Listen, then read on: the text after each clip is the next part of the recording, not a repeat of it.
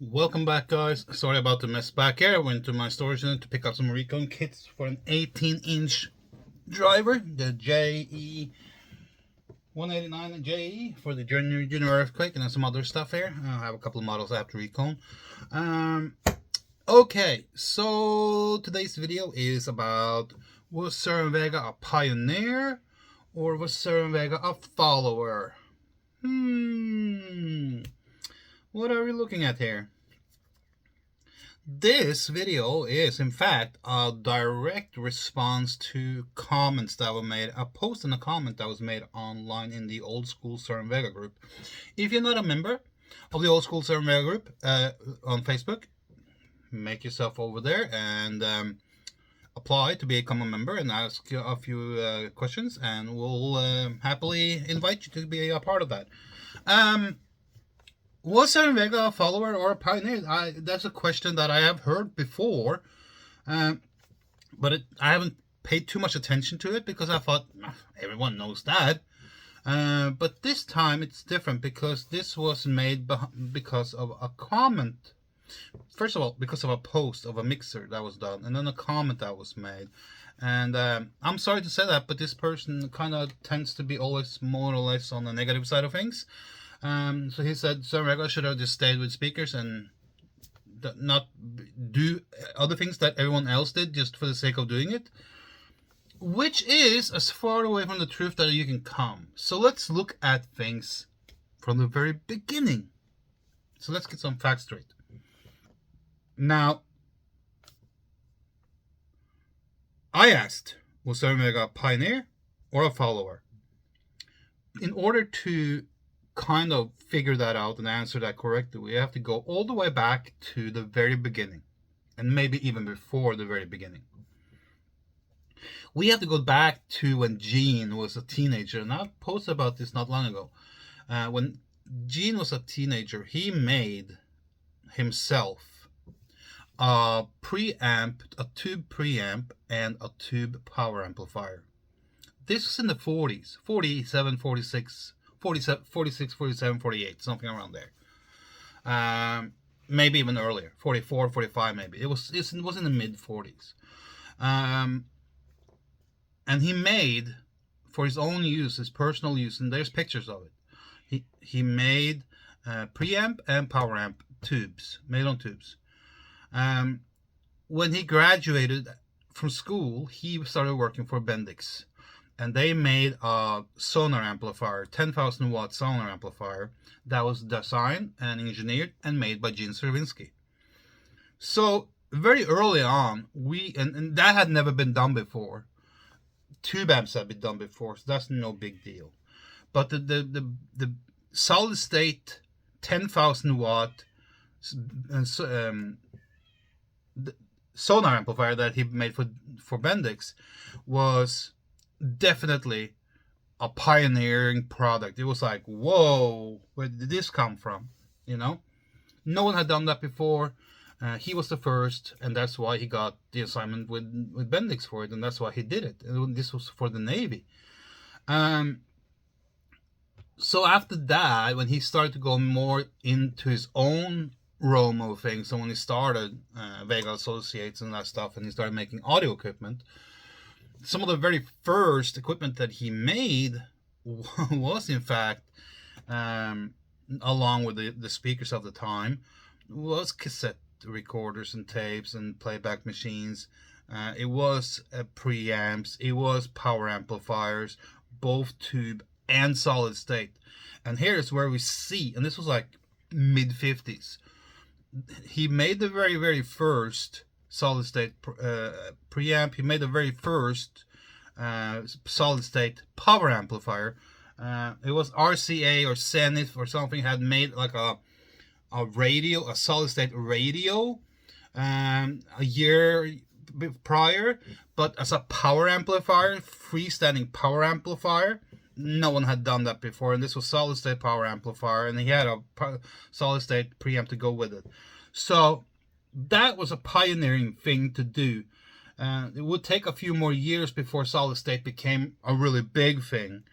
But Gene made it, and was the first, and he kept on doing it for the rest of the 50s and early into the early 60s and stuff, where he made engineered and kind of made some amplifiers to go with it, both for Cerwin-Vega and stuff like that. So that was an absolute pioneering thing. So they didn't follow anyone there. So 1 on that column, 0 on that one.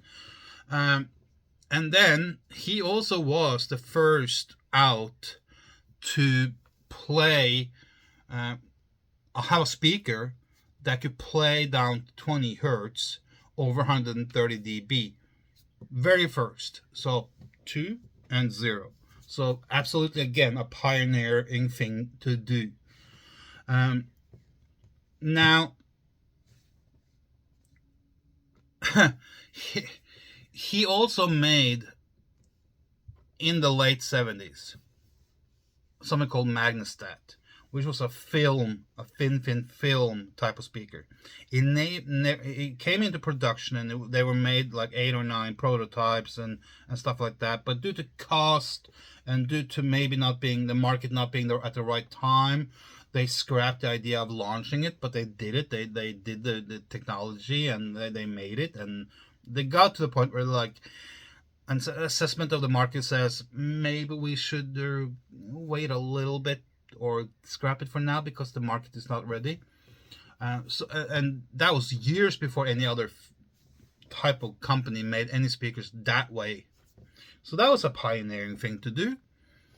Gene was also the one who invented, engineered, and put out the folded horn. So that was a pioneering thing to do. And he gave that design technology and all of that basically away for free. He didn't even patent that one. So that was a pioneer thing to do. And when it comes to car audio, if you look at car audio, he had a amplifier car audio amplifier. This was 72, 73, 74-ish. The catalog that I have is from 74. So he was very early out with a dedicated standalone solid state car audio amplifier. Not many had made anything before, if any, I think.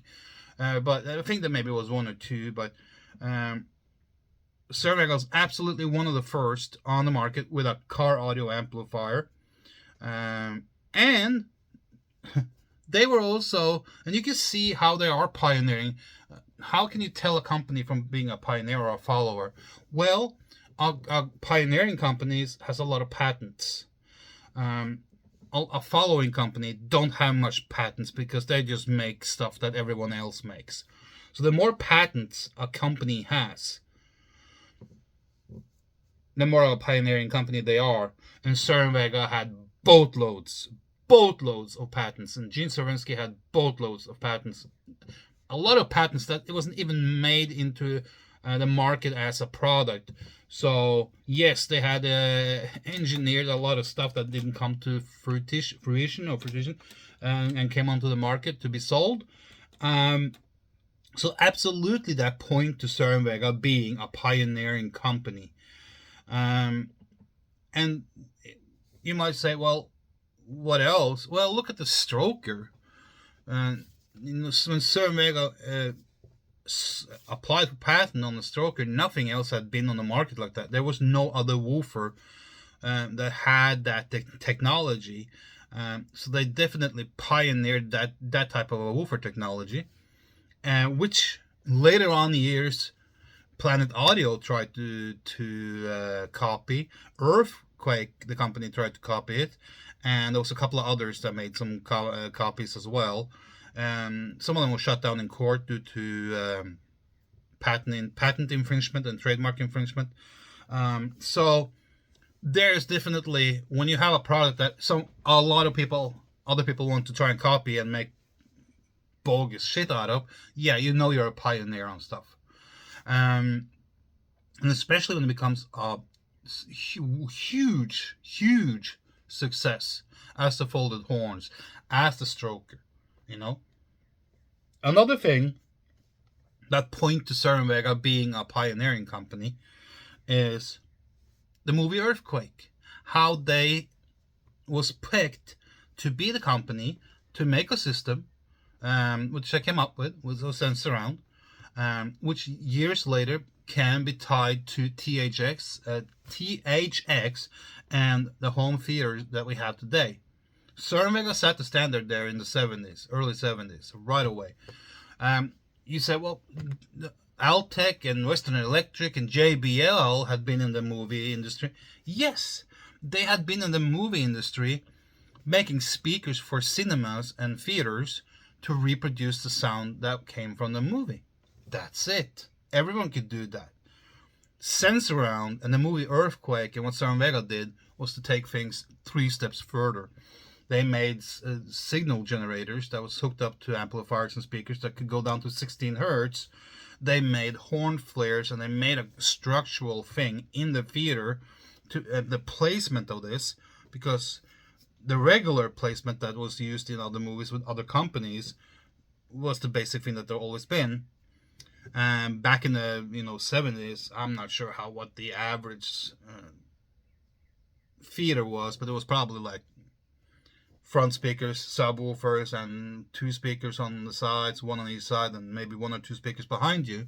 I went to the movies in the 70s as a kid in Oslo, and I remember a few of those movies.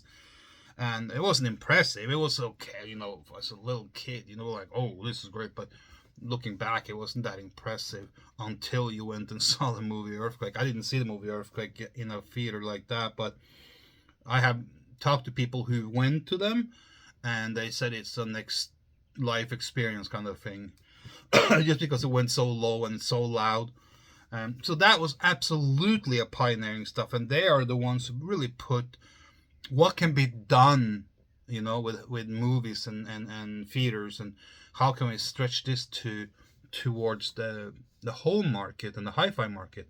And Cerwin-Vega took advantage of that later on in the years when the home theater thing became a big hit. They released things and they used the name Sense-Around, but it wasn't like the great stuff. It was like smaller packages, but they absolutely was pioneering that shit back in the 70s.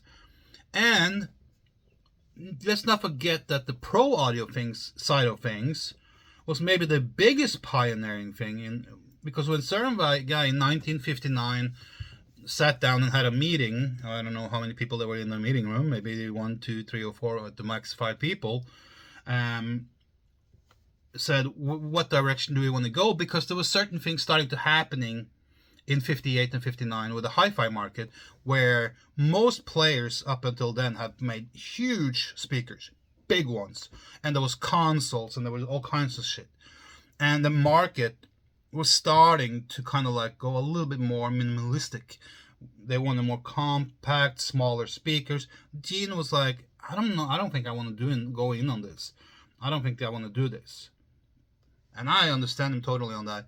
So in 59 and 60, they were kind of like, let's put a pause on the hi-fi and let's focus our business on the pro audio, because there we can do the grand scheme of things, the big things. And in the 60s, Cerwin-Vega quickly became the number 1 company in pro audio, to the fact that by 64, 65, they had 80% of the market in pro audio. Everywhere you went, there was like some musician using Cerwin-Vega as either as a backline or touring rig or music playback. There was like Cerwin-Vega everywhere. In the 70s, this even kept on going and became even more so, because now Cerwin-Vega started invading the discos, the clubs, the marquees, stuff like that, the live venues, and everywhere you went, there was like Cerwin-Vegas everywhere. And even in the 80s, in the 80s they didn't have 75 to 80% of that market, but not for the concert ones, but in the club and the bars and the marquees. When I say marquees, that's small live venues. Small live venues, bars, nightclubs. Cerwin-Vega was in the 80s a tremendous factor. they had at least 50-60% of the market. Everywhere I can speak for a few markets that I was involved in. I remember in Norway and Sweden and Denmark and north part of Germany in the 80s and early 90s, everywhere you went, every club and marquee nightclub you went to, there was Cerwin-Vegas everywhere. There was like Horn, there was like L36, there was B36, there was tops flying in the ceilings. I have a few friends that are worked as DJs for close to 4 decades now, and some that have worked as DJs for 2 and 3 decades. And they have given me feedback that the places they have been all over the world, where back in the day it was like Cerwin-Vega, and to some degree Electro Voice and some JBL. But those three were the three big ones on the club and permanent install market, and the marquees and the live clubs, and the pro audio concert market was, of course, in the 60s was Cerwin-Vega and JBL and Electro Voice. But as time moved on, more players became a player in that market. So with different solutions, smaller bins. So Cerwin-Vega once again pulled a little bit back out of that, because the pro audio now became more smaller unit, but more units. On bass, it was still big, many double, dual 18s, single 18s, 21s, stuff like that. But so you saw that Cerwin-Vega was a pioneer in everything they did. They were they were in the driver's seat for the most part in almost every area they were in. If it was car audio, hi-fi, pro audio, whatever. At one time or another, the history comes back and it will tell you that Cerwin-Vega, you will see this name Cerwin-Vega very, very early, if not first, in many areas of audio, pro, hi-fi, car audio, whatever. You will find the name Cerwin-Vega early on in the history everywhere, and you will find patents for stuff everywhere that has the name Gene Cerwinski or Cerwin-Vega on it, stuff that other companies still are using today. Even today, folded horns maybe looks a little bit different, but they're folded horn nonetheless. Folded horn is everything to contribute. And if you're gonna say that, who can you say thank you to for folded horns? Take a bow to Gene Cerwinski. Folded bass horns is all about Gene Cerwinski. So when someone comes along in a group and says that Cerwin-Vega should have stuck to this and that and and not make everything that everyone else did just because they could do and just because they wanted to do, just to be part of it and involved in that market, that is wrong. That shows that you're ignorant. That shows that you don't know what you're talking about, because Cerwin-Vega was definitely not a trend follower. If anything, Cerwin-Vega was a trendsetter. They were a pioneer. They were not a follower. They didn't do things because everyone else did. They did things because they wanted to do it, and then people saw what they did and they wanted to follow. Cerwin-Vega didn't make microphones and mixers just because they wanted to, because everyone else did. They did it because they were the one of the forerunners. You have to remember, in the 60s, Cerwin-Vega, and along with Electro Voice, which is another favorite company of mine, both of them were huge on the pro audio market, and both of them were like, okay, we have to, if we want to be the front runner on this, we have to have these products, and we have to make them really good. And the Cerwin-Vega microphones that were made, there was 3 or 4 models. They were really good, and they sold a boatload of them. So it was not just like we have to have microphones just because Electro Voice has it, or just because a couple of other companies has it. No, Cerwin-Vega made their own. Yes, the microphones were most likely manufactured outside of their compound and outside of their own facility, but still, it was this is what we want to make, and they designed it and they engineered it and they sent it off and they had it made and they came back and they sold it. Typical today. It's been typical for the last 6 decades, 7 decades, 8 decades. As long as sound has been made, there's always been outsourcing. There's always been that side of it. A lot of things Cerwin-Vega made, most of the things Cerwin-Vega made in-house, but they decided that these things are we going to make in-house and these things are going to engineer and develop and put out there, but we're going to have them made somewhere else. And totally normal. So it's not like Cerwin-Vega did things just to do things.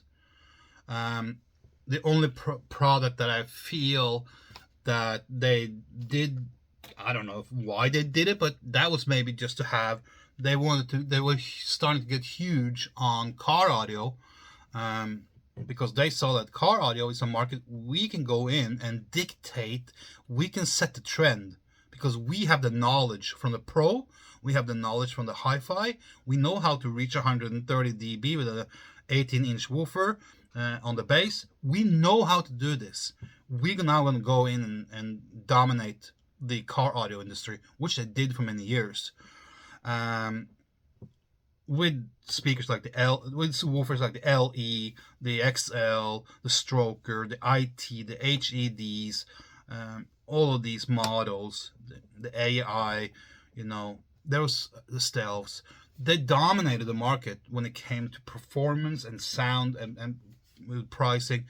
But when in the 70s, early 70s, 72, 73, 74, when they started to go into the 12 volt, let's call it that, the 12 volt roam, and they wanted to become a big player in the car audio, not many companies was out there doing what Cerwin-Vega had a vision of doing and what they wanted to do. So to hit the market running, they said, okay, we're going to make speakers. See that box up there? HED CS7, typical 70s, early 70s, brand new in box, never been opened, never been used. They made 6x9s in the early 70s. They made amplifiers in the 70s, car audio amplifiers. I dare you to come up with another company that in the early 70s, 72, 73, 74, had an amplifier, solid state amplifier, delivering what Cerwin-Vega had. Okay? Now, on top of that, they had CB radios and CB radio antennas and amplifiers and signal amplifiers and stuff like that for that. That is maybe, if I'm going to say that Cerwin-Vega did something that they maybe didn't do wholeheartedly, that's the area where they did it, the CB radio thing. But they wanted to become a 12 volt player. They wanted to get a foothold for their car audio business, which they had a mega plan on.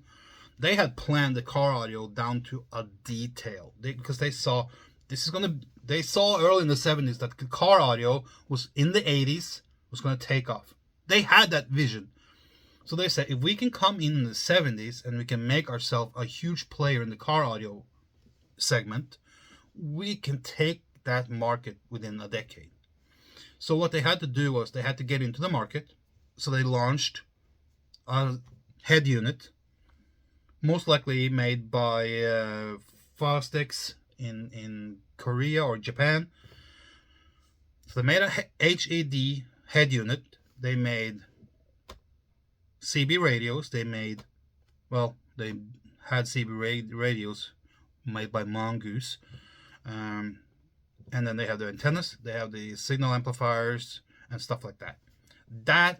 They sold a lot of it because truckers and people used to do a lot of CB radio back in the day. 70s was the heyday for CB radios. That was when it took off. So that will put Cerwin-Vega on the market in the 12 volt segment. Now they had a foot inside the door, so they could go and focus wider and wider and wider. And their plan was to okay, we're going to release some speakers. We have a head unit. We have an amplifier. We have a power amplifier for car audio, for crying out loud. Amplifier that was perfect to run those. I think they were like around 30 watt per channel in 4 ohm, and 2 ohm there was like 60 or something like that. So once again, they were a pioneer on the car audio front because they started making these, and as you get closer and closer to the 80s, Cerwin-Vega started to make more and more products. They started to focus really heavily on amplifiers and big woofers like 12, 15, and 18-inch woofers for car audio. And by the late 80s, when this plan had worked flawlessly, Cerwin-Vega was a big player, not a huge, but a big player in the car audio by the late 80s. A lot of people used them. And 89 came along. 89 came along, and they sat down, 4 of them, Gene, Walter, Koga, and Fairchild. These 4 guys sat down and said, you know what, how can we become a big player in the 80s in the car audio industry. We're the king of the hills when it comes to woofers and big sound and speakers. How can we in the 90s become even bigger and take even more market share? Well, they took the stroker. This was like late 89 and 90. Late 89 and beginning of 90. They sat down and they said, how can we take this stroker that was made for hi-fi and pro, how can we make this into a car audio? So they did a few changes. There was some modifications done to make it work in a car audio. So they made some modifications to it. They made it fit the narrative of a car audio install. Gave it treated cones and stuff like that, and treated voice coils to handle moisture and stuff like that so they wouldn't rust. And they did a few things, adjusted the spider a little bit. Basically, they redeveloped the stroker, and they put that on the market in the early 90s, and boom, along with the XL. It was like a wildfire in very, very dry grass. It was just everywhere. And thank God they reapplied to have an extension on the stroker patent. They did. So they got another 25 years out of it. I think it was 15 or 20. 15. Is it 15 or 20 or 25 years to get? I think it's maybe 15. And the first is 20 or 25. And then you can kind of reapply to have it protected for another, maybe it's 15 years, 10, 15 years, something like that. But they did that when they launched the car audio stroker, and wow. And of course, they had to redevelop things here, because you have to remember that the stroker was only made as 18 to start off with as pro and hi-fi. And when they released the car audio side of it, they had to go in and, not only did they redo the 18, but they also had to redesign 2 new models, the 15 and the 12. And thank God they did do that.